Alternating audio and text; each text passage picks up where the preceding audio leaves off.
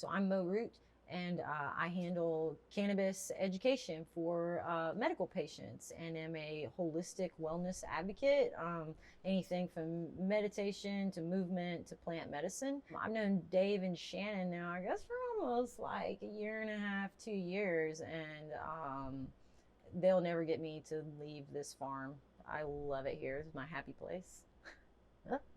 Yeah, so it's one of my favorite stories talking about my journey through cannabis. I grew up with parents that were smoking weed in the backyard, thinking the kid didn't know about it. I've always struggled with both social anxiety and serious insomnia, and I very quickly discovered that cannabis is kind of a remedy for both of those things in certain bodies. So when I was in my early 20s, I moved out to Colorado to go participate in a cannabis sleep study. And when I tell you, like, immediate night and day difference being able to get a targeted cannabis product for sleep. I mean, it was like the first time I'd ever experienced more than 4 hours of sleep ever. And so I was hooked from there, and I really started my journey in the dispensary, even though I wanted to be in edibles, producing things from the plant. And I just bothered my general manager every day. I made cookies, I made, brownies, I made breads, I made all kinds of like treats. And it was always like, hey, wouldn't this be good if it had weed in it? Can't you imagine how well this would sell at our company if this had weed in it? And finally, they were just like, please just go. We're opening the hash kitchen. Get in there. So I was one of a team of 6 for the first certified concentrate kitchen in Denver, which is pretty sweet. Spent a few years there working in the recreational market. We started out with 6 people in our kitchen, and we ended with 40. And something that I rapidly noticed was, out of the 40 people in this kitchen in Colorado, 2 of them were Colorado natives. Everyone else was from Florida, Alabama, Texas, and Georgia. And it blew my mind. So when they were going to vote on medical in Florida, I promptly packed my stuff to get back down to these super sweet beaches. And surprise, it didn't pass. Very crushing blow. So I spent my time like, well, what can I do with herbs? What can I do with the body? And I proceeded to get my facial specialist certification, to become a massage therapist, and to just relentlessly pursue and study the types of plant medicine and herbs that were available to me. And then I met Felipe Muniz at Empathic Practice in need of a cannabis coach. And that's sort of the birth of my position here, where I've been very fortunate to experience, an open market like Colorado, through the dispensary, through the back of the house, through the grow, through edibles, through every little facet. And I'm really able to take all of those things in my job and blend them together and help people fit cannabis into a lifestyle in order to move either pharmaceuticals or negative life patterns out. So that's me, like, in a little brief nutshell. So Crystal Sillins from Crew to Cannabis actually introduced me to Dave.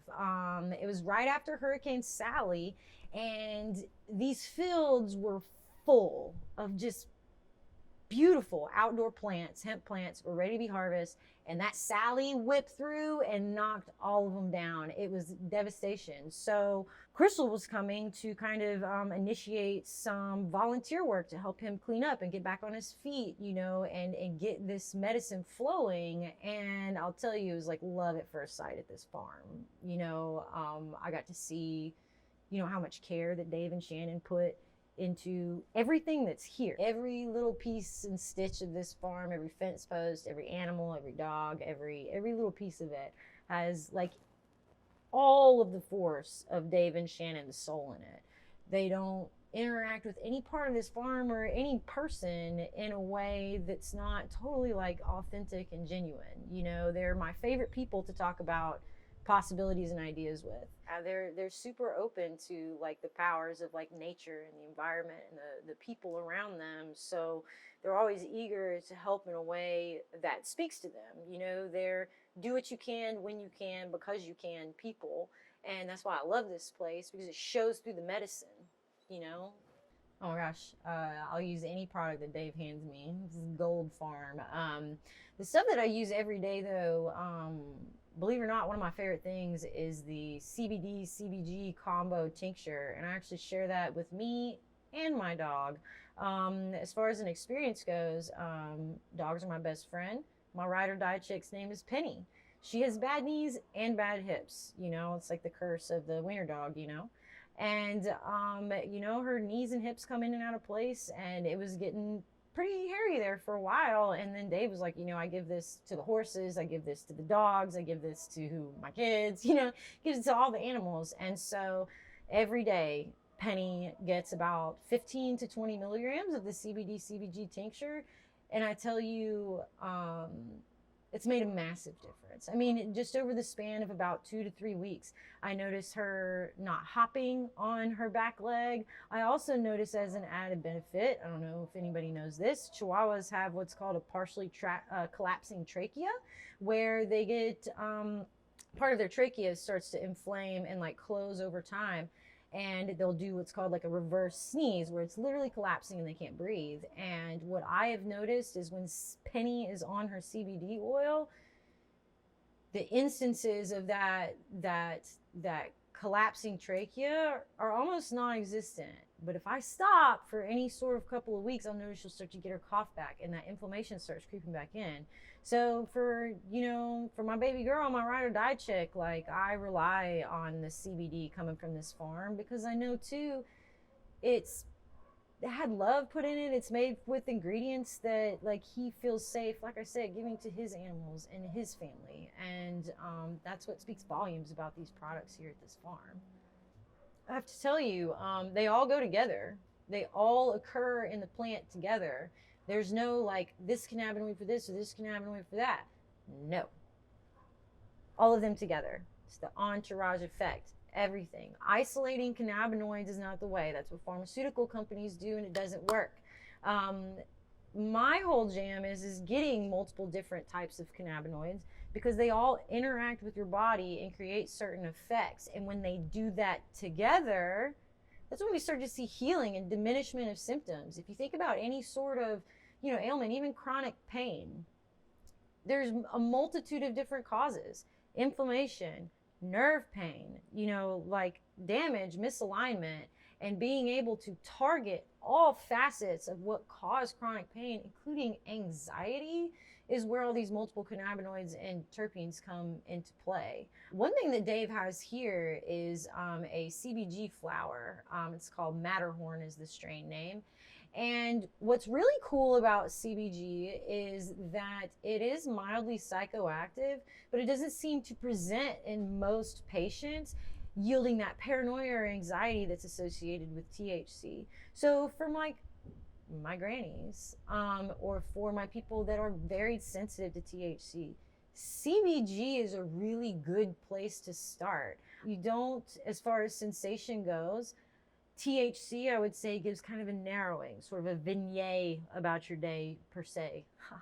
But how I would describe CBG is it's almost like you're just missing the top of your head. It's very light.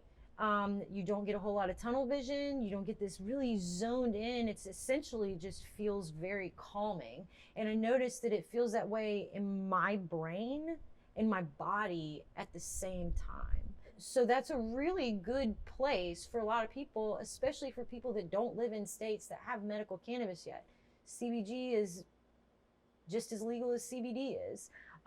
So it's a good place to start for a lot of people until you have access to THC, which also has tremendous effects and, you know, has wonderful merit, but it's definitely not the only one to pay attention to. All right, so from my understanding, the CBG is called the mother of cannabinoids because it is the first cannabinoid that develops in the plant. So as this plant is happening and it starts producing all of its little phytochemicals and components, CBG is the first thing that happens. And as the plant grows and gains experience of its environment, that CBG can then decide to be CBD or THC and can, you know, morph and change as the plant grows and is utilizing more nutrients. So mother cannabinoid because it comes first, just like moms. Moms are number one. For my medical cannabis patients, what's really helpful about CBG currently for me is that the way in which medical patients are licensed through Florida is very hairy. You know, we're still kind of in our infancy of logistics of licensing, giving out milligrams, you know, whatever. And through like state regulations, sometimes you run out. Sometimes you can't afford to pay their $80, you know what I mean, reinstatement fee. You know, sometimes you can't afford to go visit your cannabis doctor because that, unfortunately, is still very expensive on the East Coast.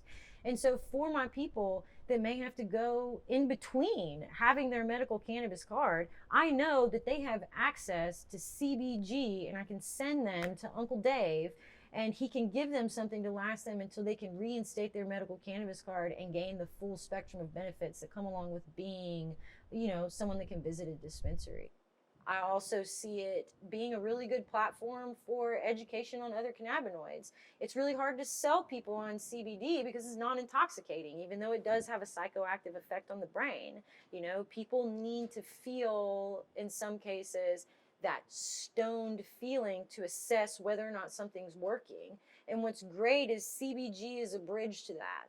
It's mildly intoxicating, it's psychoactive, it relieves pain, it relieves anxiety, and it's a good bridge to be like, look, there are other cannabinoids other than THC.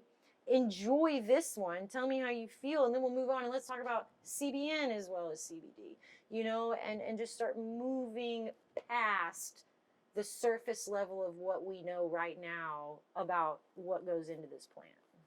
I freaking love the salve. So Penny and I both use the salve. Excellent if you're a human like me that clenches your jaw, that has any form of arthritis, which if you're over 25, I'm certain you have a form of arthritis by now. You know, it's excellent, super portable. It's literally extracted cannabis hemp oil, shea butter, and like coconut oil, and it's basic. You could eat it if you want. And having said that, I use it on my dogs a lot, especially like I said for Penny, her knees and her hips. Having that internal and that external treatment is really important for balance. A lot of people forget that our skin is our largest organ. It's our first defense in, you know, our line of immunity, and it is riddled with endocannabinoid receptors. Like, why would you not target that? You know, even as something as simple as, like I said, like a facial massage. Self-love is the best love. You know, if you experience tension headaches or if you need cause to pause throughout your day, there's a lot of really good ways to do that that isn't just smoking. Love the self. Big fan. Oh my gosh, like I mentioned earlier, the Pierces like are right in the right place at the right time. You know, Dave, his number one concern is like nature, plants, and people. And like if you can make money off the things that you love, like that's awesome. But that's not their goal. I've seen them, you know, sell their flower and they get the money, and like that's awesome because we can keep doing what we're doing. But when they meet a person that's like, I slept for the first time in 25 years because of your tincture, you just see them wash over like what they do here and why they do what they do. Because I'll tell you, being a hemp farmer in Florida ain't easy. Like, so they're not doing this because they're, you know, like slam dunking here. They're doing it because they care. They're doing it because it's worth it and because they can and because they should. Yo, this hemp farm is probably one of the most important things to me in our area. You know, like dispensaries are all awesome and great, but you know how many people that are working in the dispensaries that have never seen a plant in person? They've never seen a plant in soil or hydroponic. They've never seen it. They've never gotten to touch it. They've never gotten to witness it, you know? And when it comes to viewing all these other facilities, like these labs and grows of dispensaries, and things are tight knit. You can't get in there unless you're, you know, a doctor or someone with money or somebody that knows somebody. And so what we can do here is reach out to people in the community and be like, look, do you have questions? Cool. Us too. Come along for the ride. We can take you out into the fields and see what we're doing there. We can show you what's happening indoor. We can let you experience and check out the plant and see that it's just a plant. It's just like food. It's produce, you know? So the most important thing about Harrow to Harvest is the exposure that it allows us to give people so that they know what they're missing, you know? It's so exciting to have the rights that we do in Florida, but coming from the West Coast market, There's a lot of work to be done. And another thing that can come out of this farm is education, learning how to grow your own medicine when we're allowed to do that. Make sure you vote. Learning, how to cure, how to properly flush, how to mend soil, and then also creating connections with other people that are all doing the same thing. That's the whole thing. We can create community connectivity here by providing education on a plant and a medicine that's been around as long as we have, if not longer. We've been using this forever and ever and ever. And in the meantime, while it's still being so tight-fistedly controlled, we can invite people from our community out here to the farm. They can see them in the field, they can see them in the rooms, and they can see that there's a group of people that are all benefiting, that are all finding, peace by using medicine provided to us by the Pierces and Mother Nature. Oh my gosh, I love bringing people to the farm. One, like, if you ever question whether or not you have the best job in the world, you don't, because you don't have my job. My job is excellent. I love bringing people out to the farms. They get excited, especially if it's somebody that has never seen a plant before. And you see them walk into this room and they simultaneously are totally excited and terrified that they're going to get in trouble. It's the most beautiful little kid situation. You know what I mean? Watching people view this farm and seeing it in action. And I love introducing them to Dave because he's just such a casual, like normal, friendly dude. And I don't know what people are expecting, but they get here and they're like, I already feel like I'm friends with him. And it's like, well, you are. That's the whole thing about Dave is he's an ally. He is a friend to our community. And so anytime I bring somebody out here, my favorite thing is they're going to leave with the fattest cheese grin on their face because this is what it's supposed to be like.